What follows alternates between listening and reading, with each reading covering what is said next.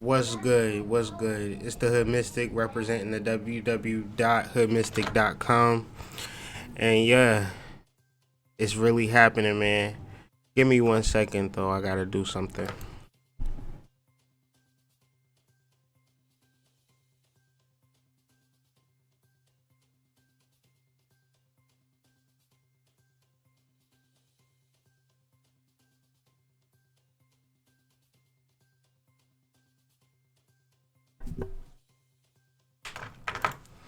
So yeah, man. Finally back, man. Conscious News Network. This is episode 3. This video is more on the esoteric spiritual side of what's going on all on the news. Beyond the fact that, they trying to ruin the black man's legacy and all of that, which I think you should understand that. But on a deeper level, on the level of empires, on the level of reclaiming your nationality or reclaiming your sovereignty or your divinity, is all tied into this ritual that's being put before you. And if you don't see it as a ritual, then I don't understand what you particularly see it as. Like it's not. First of all, Michael Jackson is dead, so not like he's been making any noise recently. And I don't know the last hot R. Kelly song I heard.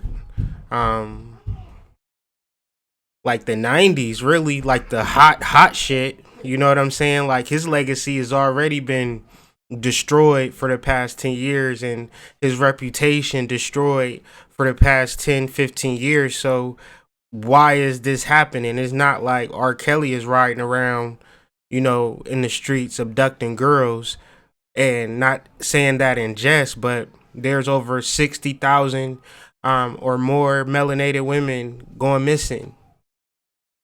So we can't blame R. Kelly for that. So there obviously is a deeper, more sinister plan going on, and it's all based upon spirituality. And if we don't understand spirituality and we don't understand consciousness, then we needs to know, because where you may attack a person's character, where you may attack a person's morality, that's not the same as his divinity. Or to say because of this immorality is the source of his success.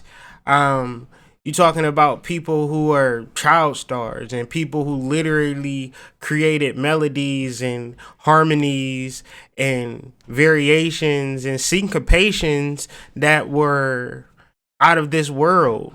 When we get into the symbology and then the ultimate culmination of these energies, then we get to actually see how they manifest in real time. So if we're not vetting when we go into a goddamn Civil War museum about which one of y'all generals done fucked your daughter, then we shouldn't be able to do that with our legends.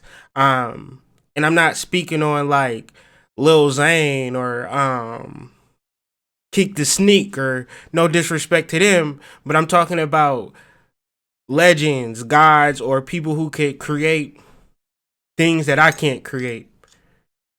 Even if I studied, even if I tried, I know other people have tried to mimic, to emulate, but they hold a particular energy, they hold a particular sphere. And this is what you don't know.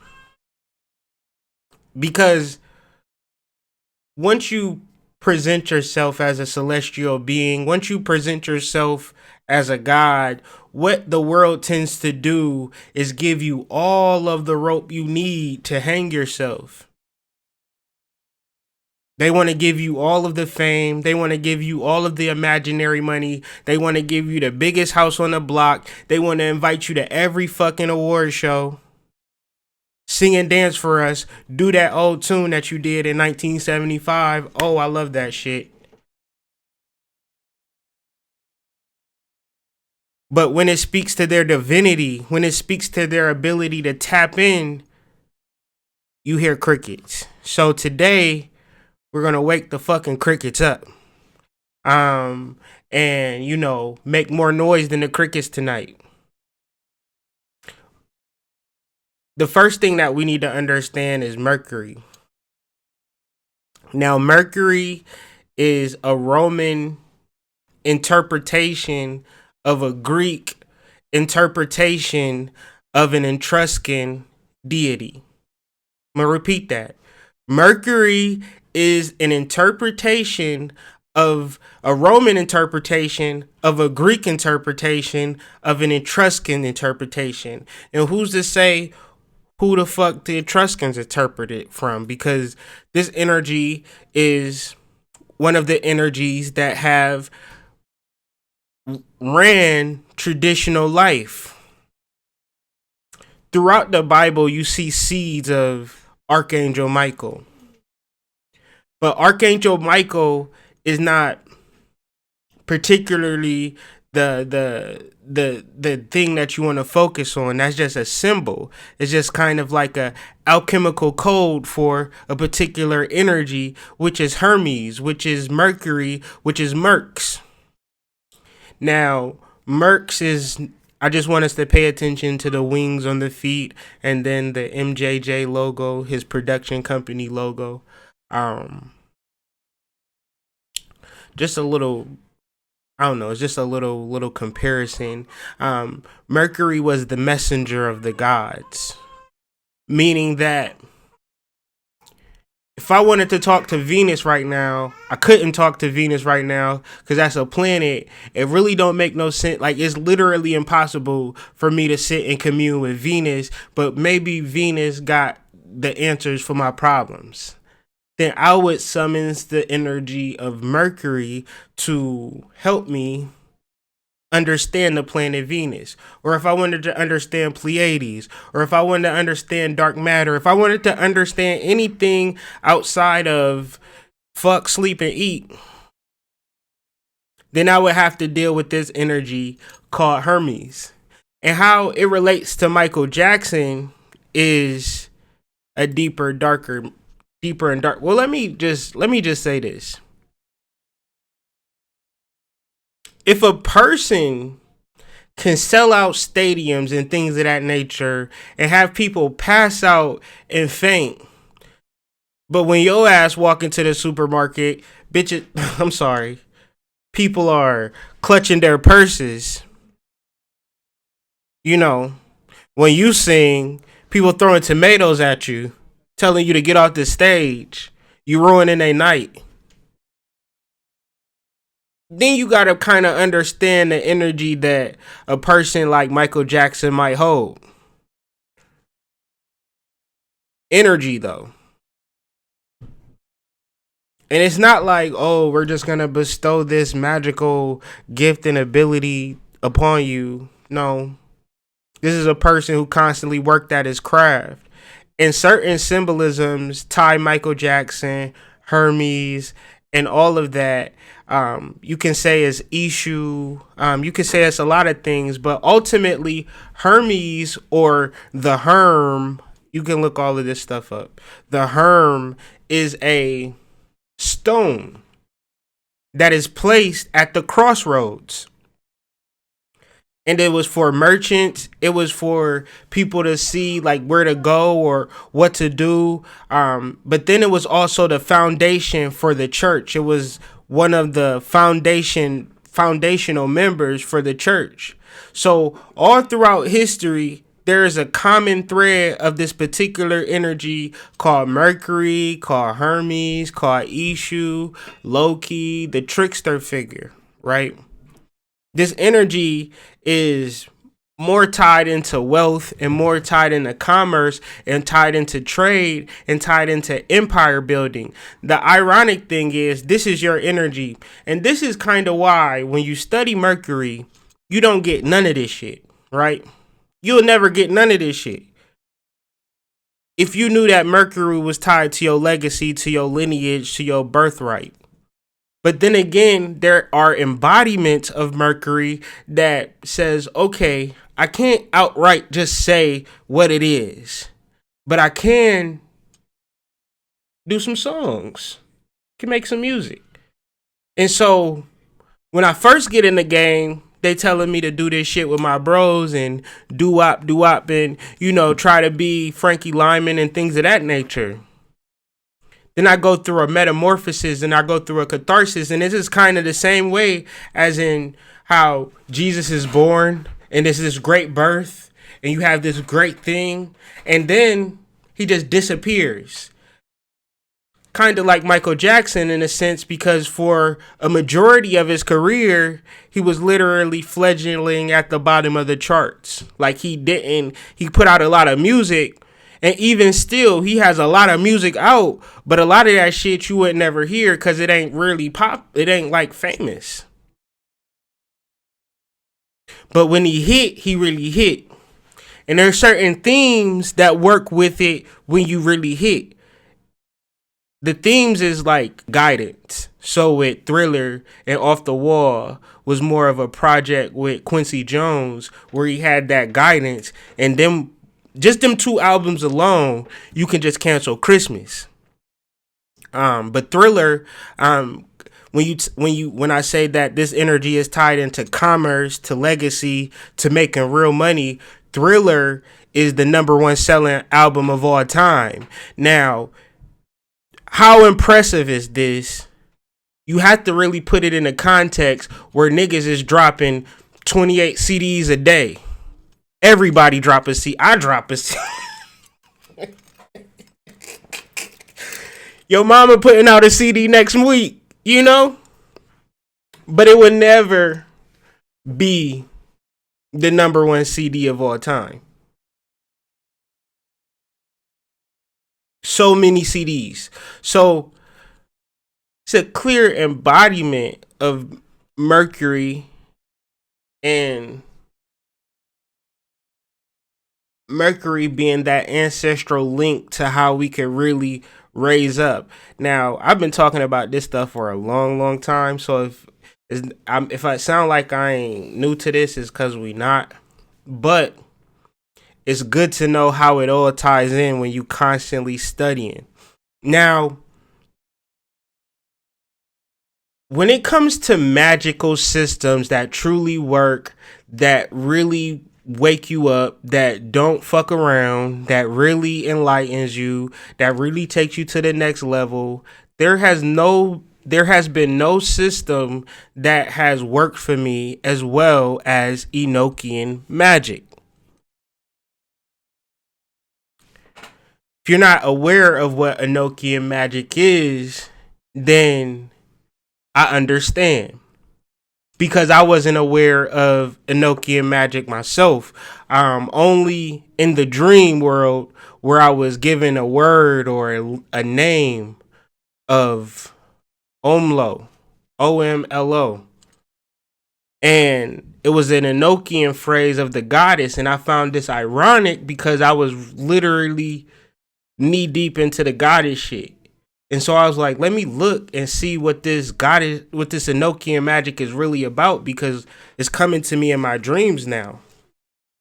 And I don't take my dreams lightly. So in studying it, I came across people like Jason Louv and John DeSalvo and read their books and looked up every video that I could on it. And what I took from it was that this was the same energy that enlightened the British Empire. And the energy or the angel that was kind of the forefront angel was the angel Archangel Michael. So to bring it and put it into full context, Archangel Michael is the number one angel that is the forefront of the system that we live in today. Because whether you want to admit it or not, whether you call yourself a American, a Canadian, from the UK, from Great Britain, whatever name you want to give it, it all starts here. Because before Elizabeth and before John D, there was no colonies. Actually, they like to say that Jamestown was the first colony, but there was actually a more covert, more secretive colony called Roanoke. And then you say, what happened to them? They don't know. But my thing is, of course they know. They just don't want to tell you. And so we play this game of half truths when you study history. They're going to tell you everything they did, but they're not going to tell you the source or the spiritual, what gave them the inclination to do what they did and how they did it, and to how to create the system that we're now in. Because before Western civilization, there was none of this. For millions of years, we lived and breathed in society without, what's the word? Reason. And so understanding how a fledgling group of, squatters, nomads, people who didn't understand anything about anything, besides how to rape and pillage and take over countries. Like, they've been doing this shit for a beginning of time. So for them to do it to a level where they took over the whole world is a little different, because this is all they ever did. Fight and take over shit, or try to take over shit and get smashed. There had to be something more to happen. And I'm going to tie it all back in, don't worry. Once all this shit begins to happen, once this shit begins coming to fold, it becomes they become a juggernaut. They take over everything. And it was all due to working with the archangels. In particular, Archangel Michael, whom John D himself called the angel who lights your way. Now, Archangel Michael, you will be like, well, I'm not about to fuck with Archangel Michael because I don't know what Archangel Michael is. Well, Archangel Michael is just a symbol. It's just a code. It's not really a person named Archangel Michael. It's a code for Mercury. I don't know. I had this pointed out, but I didn't speak to it. But Michael was the guardian of metal and quicksilver and Catholic lore. But this is just a symbol because they're equating him or connotating him to metal in the planet Mercury. So therefore, we know for a fact that Michael is not talking about some fucking pretty angel looking like Brad Pitt with wings flying through the sky. We not waiting for that. We're just trying to understand Mercury, and understanding Mercury in its solid form is you. Because what is Mercury? What is silver? Mercury is sperm, right? And you might be like, ugh, sperm. But you were created from sperm. You're just an enlarged sperm that, grew some appendages and things of that nature. So now here we are, this big giant sperm. We need to understand what our fundamental elements of what composes of us. So Mercury is just, then again, another symbol for sperm. And then again, it's another symbol for sperm retention, where the message was clear. And then from doing the sex work, doing the tantra, they begin to get visions, or even doing the work, doing the scrying. So all of these angels represent different parts of our understanding, different parts of our being. And Archangel Michael, which is interesting, is a case study the same way one of his predecessors, I always can't remember his name, but George Washington Carver. Now, if you were to go on YouTube and listen to a video of George Washington Carver, he'd be like, hey, everybody, I'm George Washington Carver. I'm about to tell you about how to make a plant turn into an animal. And he got a real soft voice. Like George Washington Carver, Michael Jackson is said to be chemically castrated to preserve that angelic voice, because that angelic voice was more of a celestial voice and his father didn't want him to lose that. So when we speak about morals, it's like we don't want to get to that part, but we still jam to those songs though, regardless of what he went through as a child. So beyond that, you have people that really love this man. And I'm not even the biggest Michael Jackson fan. Like, some of his shit I can take or leave. Some of his shit I really like. Some of his shit I really can't stand. But it's people that love everything about him. Way more than you could fathom. So that speaks to energy. That doesn't speak to a singer singing some songs, because you couldn't say that he's the best singer, but you could say he's the most successful singer, and this is what he's pointing out with his energy, and this is the footprint that he's leaving. But if we let media create the narrative for this person, for this energy, there's already millions of people who already have their mind made up based upon the narrative that media creates. So with this platform, I'm not really giving a fuck one way or the other, because I have no control over it one way or the other. But what I am saying is that the energy has been speaking to me in a different type of way.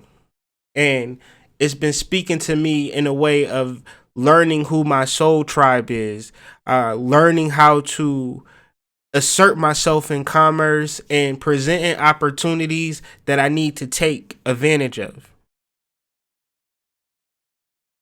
Just the music alone, and my children, all of a sudden, big Michael Jackson fans before the outrage. So it's definitely an energy if the kids is picking up on it, and the kids is resonating on a level where they just want to know everything about him. They want to know why people is fainting. They want to know how to do his dance moves while he's singing. Like, they be going on YouTube and knowing the specific songs that they want to hear, knowing the dance, like everything. And Future don't make them do that. Drake don't make them do that. City Girls don't make them do that. You know, so I just look at the differences of particular energy and how they manifest on this planet, and just simply observe. And what I do observe is the media taking this energy and trying to look and probe and prod at any moral deficiency that these individuals have, and keep it at a cachet, and over time release it in little droplets and create the seed that these are bad people. And even though in the court of law they be tried and found innocent, that does not mean that they'll be found innocent in the court of public opinion. And this has to exist in the world, because there are bad people in this world. And in print, you should be allowed to write about bad people. But then again, there's a gray line of what's bad and what's good, and then what's truthful and what's fact. Because we talking about corporations and trained actors and entertainment and things that are beyond your scope of understanding, especially when you're not looking in the scope of spirituality. Because when you look at the Bible, it just seems like a point in time that has happened. But then again, for one, it's happening now because the Bible is not a historical book. It's an epistemological book, meaning that it was written for a future date. That's why it's so successful. And there is not a coincidence that the first colony created and the first Bible, King James Bible, created was the same year.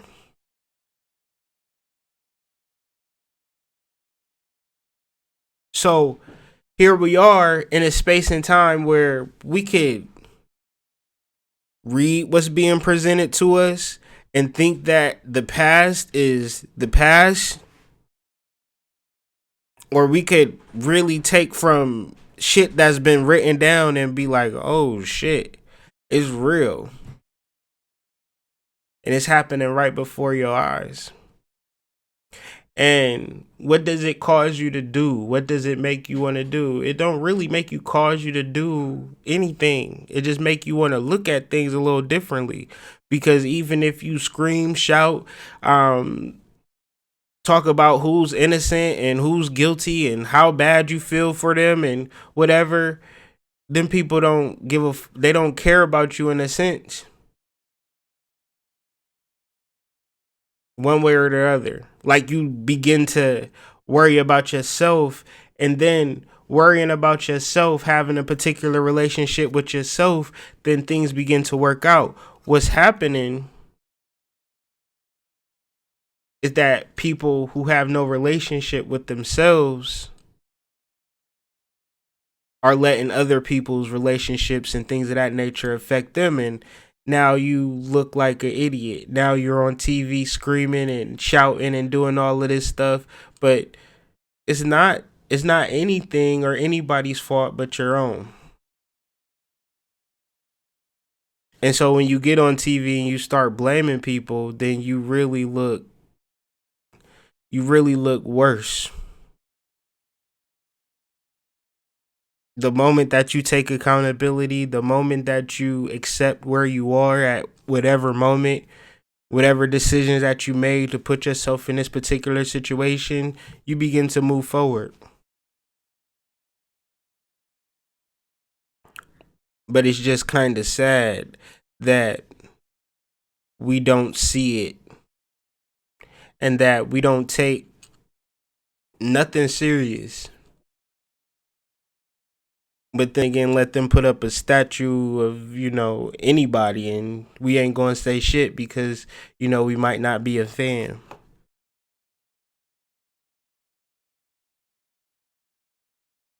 The tool of defamation has been around for a long time. There's plenty of cases in regards to defamation, and I was trying to figure out like why. Um, but I guess the reason why is that these people represent symbols, and the idea of us being alone is an illusion. And so the fact of us being alone and us thinking that we're individuals and things of that nature, we don't recognize who our symbols are. We don't understand who our deities are or who embodies those particular energies. And certain people do, certain people don't. And then you come into a space where they destroy them, and whether you understand it or not, they're destroying you too, because when they go to other countries and when they're exposed to other people, they don't never get to know you personally. They only know you through how, a person is singing, how a person is dancing, how a person is performing, or how a person is putting their shit out. So of course it's not affecting you directly, but energetically not venerating or not even assisting, people as they go through this transition of Scorpio and transformation, which is all alchemical, right? Where certain people do this transformation gracefully, certain people don't. Michael Jackson, he did it gracefully. R. Kelly is going down tooth and nail. But, the same people that build you up are the same people that can tear you down. And obviously you don't know that going in, but you know now. So Here we are. I find no coincidences that Michael Jackson's last song in America, his last number one hit that he put out, was called You Are Not Alone. And when I kind of listened to that song this morning, I was like, yo. But the funny thing is, I was actually reading a book at the same time that we're going to be talking about tomorrow called Radical Consciousness. And it was speaking about how relationships are the only thing that we really have in this world, and how we don't even understand this shit, and we be acting like we isolated and single, but we're never really alone. We're always living our lives based upon relationships, whether it's past relationships or future relationships. And so the message was in the music. And kind of reading the Wikipedia on it, it was kind of funny because it was like, I find that these two getting slandered at the same time and them representing a particular energy. And this being Michael Jackson's best selling single, like I said, let's think about context. Michael Jackson had millions, I said millions of songs, but the boy had hundreds of songs. His last song, called You Are Not Alone, a R&B ballad that was written by R. Kelly and produced by R. Kelly, was his biggest song to date. Just the message in that. And if you don't want to read between the lines and you just want to look at it as a human thing, then you can watch CBS for that. But this is the Conscious News Network. And so at a particular level, what's happening is that they're attempting to destroy the energy of connectedness. And how are we connected? We are connected through our music. And trust me, this is a psychological operation, and this is just a test. And they've been warming us up, conditioning us slowly but surely. And all they have to do is create the narrative. It'll be a hood mystic documentary. You know, all of my all of my high school hood rats that I ran through talking crazy. I don't even know. I don't even remember like nothing. Well beyond that. But, I was ratchet back then. I don't know what that even, but it's just like the media is a powerful tool, because where you think that they can't hire people to be actors and stand-ins and things of that nature, like, I'm not even a number one selling artist, right? But I done had a fast and dizzy life where it'd be like, hey, you remember me? And I'll be like, hey, no, not really. So I imagine somebody like R. Kelly would be times 1,000. So not caping for him. I don't know. I don't care. But just on the energetic level, it is what it is. Um, and the quote that R. Kelly had was, I think I'm him. I become him. And I want to feel that as well. Like, I want him to feel that as well. Like, so it's really much the synonymous energy, the same energy, that people have been trying to get R. Kelly out of here for a long time, and they finally succeeded. And whether he did it himself, he did it himself. But to surmise, to kind of wrap this up, uh, I don't know why, man. What I just said, you could throw it out the window, or you could view it as real prophecy. When you get into studying the level of Archangel Michael and the energy of Mercury, the energy of Hermes, the energy of Jesus, all of these things, the energy of Ishu, the energy of Loki, and you really study it and you really understand it, the energy of the Fool, um, Virgo energy, Gemini energy, like all of this type of things that you might be studying or you might be into, but it's a real purpose and it's real energy. And it shouldn't be, oh, this is interesting. It should be inspiring you to create some form of commerce for yourself, some form of trade, some form of, spark, but to really interface with these archangels and Michael and all of this is really going to help you. And I know this shit is kind of all over the place and multi-layered, but if I was to say one thing, you have to understand that energy exists outside of what you've been told or what you can see. And if the unseen world is really what it is and it exists, you got to be patient with it.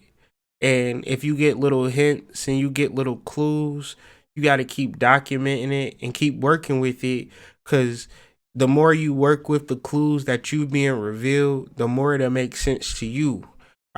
Just by studying Mercury and by really giving it up to etymology and not giving up and keeping to do the research, like I can see it clearly where people are angry and people are mad and they see Michael Jackson's legacy being teared down and people having like different opinions and things of that nature. They don't understand really why. The reason why is because this is prophecy. And the more that we could not study the Bible as a religious book, but as a epistemological book, as a future book, um, the better off we can be. Because all of these things exist for a reason to kind of decode the matrix, but it's not easy. But other than that, leave your comments. You disagree, agree. Hopefully, you disagreed and you got a whole bunch of counterpoints to show me that everything that I said was bullshit, and we can argue about it. So I'm here for that. Peace.